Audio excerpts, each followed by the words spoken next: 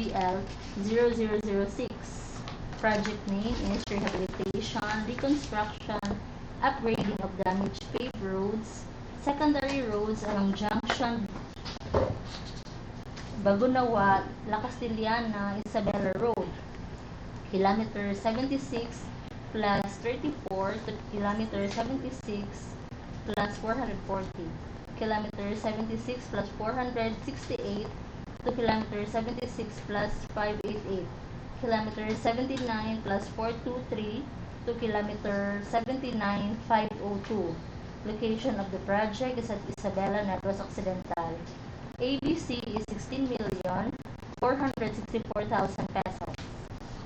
Pickup license category of C&D, size range small b. Applicable fee for the bidding documents is 10,000 pesos. The scope of work is the reconstruction of 605 lane meter Portland cement concrete pavement with macro synthetic fibers, a lane width of 3.35 meters in all lanes, and a thickness of 280 mm. Contract duration for this project is 109 calendar days. Next project is contract ID 25GL0007. Rehabilitation, reconstruction, upgrading of damaged paved roads, tertiary roads along Junction Pontevedra-La Castellana Road, Kilometer 59 plus minus 93 to Kilometer 60 plus 000, Kilometer 61 plus 990 to Kilometer 62 plus 31. The location of the project is at La Castellana, Negros Occidental. ABC of the project is 35,770,000 pesos. Applicable license category of B, size range medium A. Applicable fee for the bidding documents is 25,000. The scope of work is the reconstruction of 1,133 lane meter Portland cement concrete pavement with macro synthetic fibers, a lane width of 3.35 meters in all lanes, and a thickness of 280 mm. Contract duration is 143 calendar days. Next project is 25GL0008. Project name, Rehabilitation, Major Repair of Bridge, May Tubig Bridge, B00384NR, along Isabela, Libas, Negros Occidental, Boundary Road, location, Isabela, Negros Occidental. ABC of 5,880,000 pesos.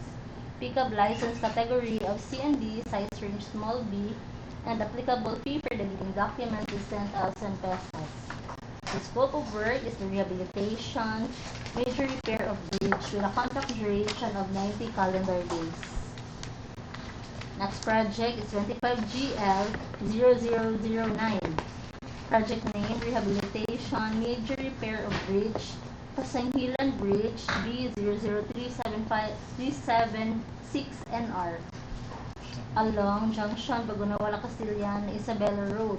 Location is at Isabela, Negros Occidental, with an ABC of 5,880,000 pesos. Pickup license category of C&D, size range small b. Applicable fee for the bidding document is 10,000 pesos.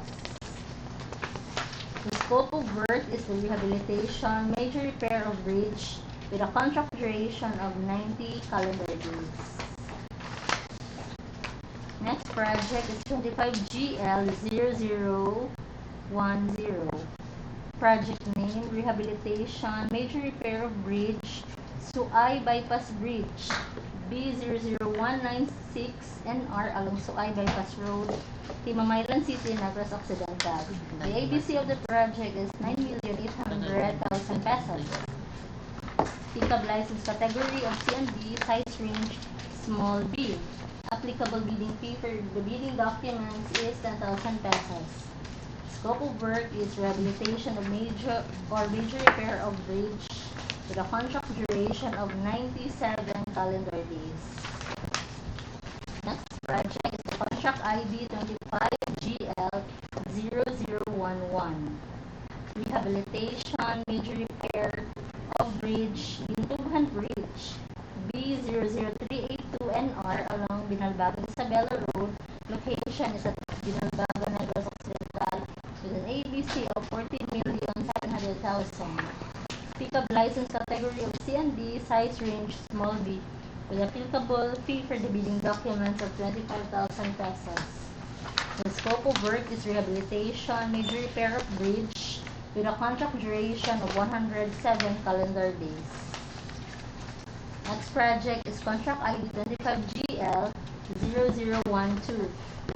Project name, Preventive Maintenance Primary Roads along Bacolod South Road, kilometer 74 plus 505 to kilometer 74 950.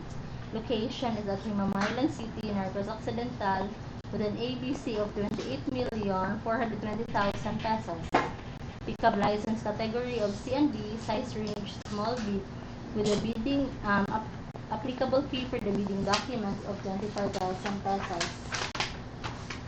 Scope of work is asphalt overlay with correction, removal of existing ACP and PCCP of 445 linear meters, thickness of 50 mm, with ARA, reflectorized thermoplastic, pavement markings with blast beads, and other road safety devices.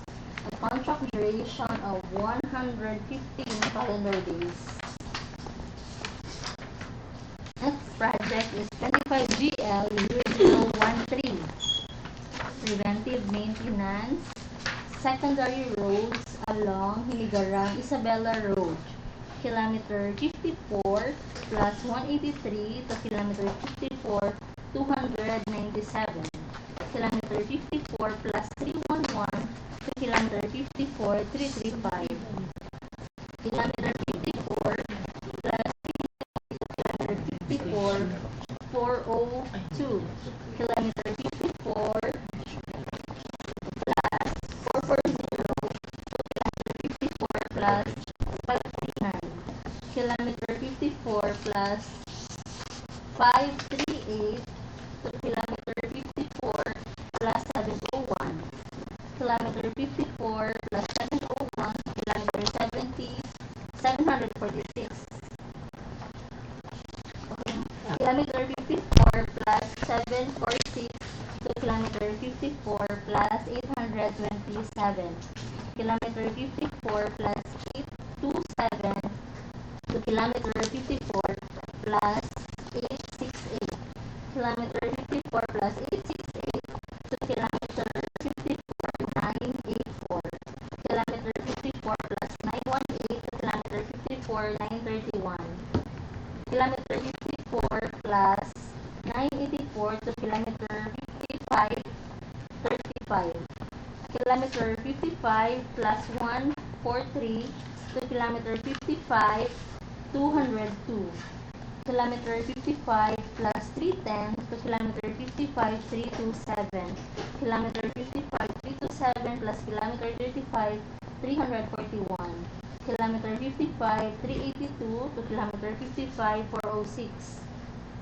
kilometer 55 402 to kilometer 55 410, kilometer 55 406 to kilometer 55 500, kilometer 55 plus 500 to kilometer 55 613, kilometer 55 plus 613 to kilometer 55 667, kilometer 55 plus 667 to kilometer 55 plus 708, kilometer 55 708 to kilometer 55 722, kilometer 55 plus 751 to kilometer 55 plus 760, kilometer 55 plus 875 to kilometer 55 plus 956, kilometer 55 plus 956 to kilometer 56 plus 00, kilometer 56 plus 00 to kilometer 56 602, kilometer 56 plus 377 to kilometer 56 plus 409. Location of the project is at HINIGARAN, Negros Occidental. ABC of the project is 29,370,000 pesos, 600 pesos. Pickup license category of C and D, size range small b. Applicable fee for the bidding documents is 25,000 pesos. So the scope of work is preventive maintenance of concrete reblocking 1,432 linear meter with macro-synthetic fibers, thermoplastic pavement markings with glass beads, and solar LED road lighting. Contract duration is 185 calendar days. Next project is the contract ID number 25GL0014, preventive maintenance of road, asphalt overlay, Bacolod South Road, kilometer 73 plus 1413 to kilometer 73, 913. Location of the project is at Limamaylan City, Negros Occidental. ABC is 31,405,080 pesos. Pickup license category of B, size range medium A. Applicable fee for the bidding documents is 25,000 pesos. Scope of work is the asphalt overlay with correction, removal of existing ACP and PCCP of 500 linear meter, thickness of 50 mm, with ARA reflectorized thermoplastic pavement markings with glass beads, roadway lighting, and other road safety devices. Contract duration of this project is 114 calendar days. Next is the 25GL0015, preventive maintenance primary roads along Bacolod South Roads, kilometer 78 plus 650 to kilometer 79 plus 307. Location of the project is at Limamaylan City, Negros Occidental. ABC is 39,154,920. Pickup license category of B, size range medium A. Applicable fee for the bidding documents is 25,000 pesos. The scope of work is asphalt overlay with correction of 660 linear meter, thickness of 500 mm, thickness of 50 mm with ARA, reflectorized thermoplastic pavement markings with glass beads, solar LED, roadway lighting, and other related safety devices. Contract duration for this project is 132 calendar days. Next project is 25GL0016, preventive maintenance of road, asphalt overlay, Bacolod South Road, kilometer 83 to kilometer 83 plus 804. Location is at Limamaylan City, Negros Occidental. ABC is 48,020,000 pesos. Pickup license category of B, size range medium A. Applicable fee for the bidding documents is 25,000 pesos. The scope of work is asphalt overlay with correction of 804 linear meter, thickness of 50 mm with ARA, paved shoulder, length is equal to 475 meter, reflectorized thermoplastic pavement markings with glass beads, solar LED roadway lighting, and other road safety devices. Contract duration for this project is 132 calendar days. Okay, thank you very much, Engineer Flores. For the procurement activity schedule, the availability of bidding documents is October 4 to 24, 2024. Deadline of submission of bid proposal is on October 24, 2024 at 9:30 in the morning. Opening of bid proposal is on October 24, 2024 at 10:30 in the morning. So for the instruction to bidders, Engineer Marcel Dantola. Sir, thank you, sir. Good morning.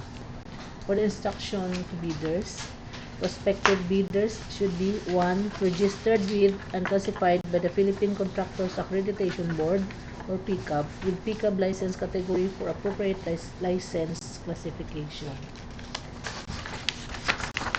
For the mode of procurement, open competitive bidding procedures using non-discretionary pass-fail criterion. The contract shall be awarded to the lowest calculated responsive bidder who was determined as such during post-qualification. A complete set of bidding documents may be acquired by interested bidders or downloaded free of charge from the website of the Philippine Government Electronic Procurement System or PhilGEPS and the website of the procuring entity, provided that bidders shall pay the applicable fee for the bidding documents not later than the submission of their bids.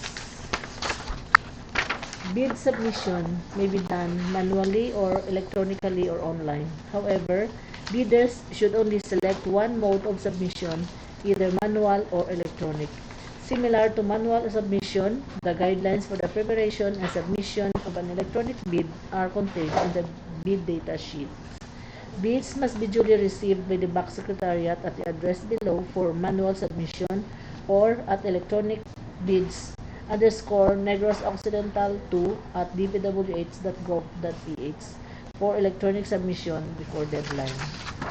All bids must be accompanied by a bid security in any of the acceptable forms and in the amount stated in ITB Clause 15.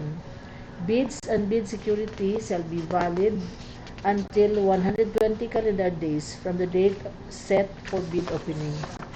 The bid security shall be limited to a bid securing declaration or one of the following forms in accordance with the following amounts. Number 1, the amount of not less than 2% of ABC or approved budget for the contract if bid security is in cash, cashier's or manager's check, bank draft or guarantee, or irrevocable letter of credit. Number 2, the amount of not less than 5% of approved budget for the contract if bid security is in surety bond. Bid opening shall be at BAC Conference Room, Dpwh 2nd District Engineering Office, Binalbagan, Negros Occidental. Bids should be opened in the presence of the bidder's representatives who choose to attend at the address below, and late bids shall not be accepted. The Dpwh Negros Occidental 2nd District Engineering Office reserves the right to reject any and all bids, declare a failure of bidding, or not award a contract at any time prior to contract award in accordance with Section 41 of RA 9184 and its IRR without thereby incurring any liability to the affected bidder or bidders. Okay, thank you very much, Engineer Pasola. The documents to be submitted by the bidders. Engineer, please proceed. Okay, sir. So, for the required documents to be submitted by the bidders, were as follows. So, under the technical component envelope, Class A documents. So, under the legal documents, letter A, valid PhilGEPS registration certificate or platinum membership. All pages in accordance with the Section 8.5.2 of the Implementing Rules and Regulations. Another requirements, letter B, statement of the prospective bidders of all its ongoing government and private contracts, including contracts awarded but not yet started, if any, whether similar or not similar in nature and complexity to the contract to be bid. Letter C, statement of the bidder's single largest completed contract similar to the contract to be bid, except under conditions provided under the rules. And letter D, special pickup license in case of joint ventures and registration for the type and cost of the contract to be bid. And letter E, original copy of bid security if in the form of a surety bond. Submit also a certification issued by the Insurance Commission or original copy of notarized bid securing declaration. And letter F, project requirements, which shall include the following. Number 1, organizational chart for the contract to be bid. Number 2, list of contractors, key personnel, for example, project manager, project engineers, materials engineers, and foremen, to be assigned to the contract to be bid with their complete qualification and experience data. Number 3, List of contractors' major equipment units which are owned, leased, and or under purchase agreements supported by the proof of ownership or certification availability of equipment from the equipment lessor or vendor for the duration of the project as the case may be. Number 4, list of contractors' minimum material testing equipment as per Department Order 11 Series of 2017. And then letter G, original duly signed omnibus sworn statement, and if applicable, original notarized secretary certificate in case of a corporation, partnership, or cooperatives, or original special power of attorney of all members of the joint venture, giving full power and authority to its officer to sign the OSS and do acts to represent the bidder. And then for the financial documents, letter H, the prospective bidders, computation of net financial contracting capacity or NFCC. So under the Class B documents, letter I, if applicable, duly signed joint venture agreement or GVA in accordance with Republic Act number 4566 and its IRR in case the joint venture is already in existence, or duly notarized statements from all the potential joint venture partners stating that they will enter into and abide by the provisions of the GVA in the instance that the bid is successful. Shall I continue, sir? Okay, so under the financial component envelope, the requirements were as follows. Original of duly signed and accomplished financial bid form. And under documentary requirements under Republic Act number 9184, the bid prices in the bill of quantities. Then, detailed estimates form, including summary sheet indicating the unit prices of construction materials, labor rates, and equipment rentals used in coming up with the bid. And last requirement is the cash flow by quarter.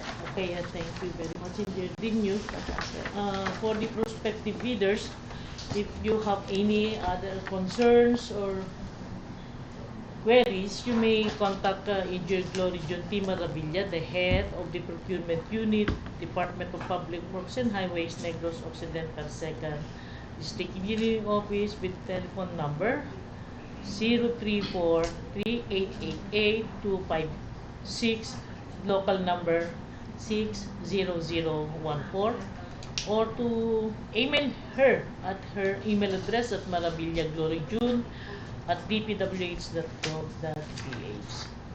So that ends our pre-bid conference for civil works with contract ID number 25GL 003 to 25GL 0016. Okay, is there any other subject matters to be discussed?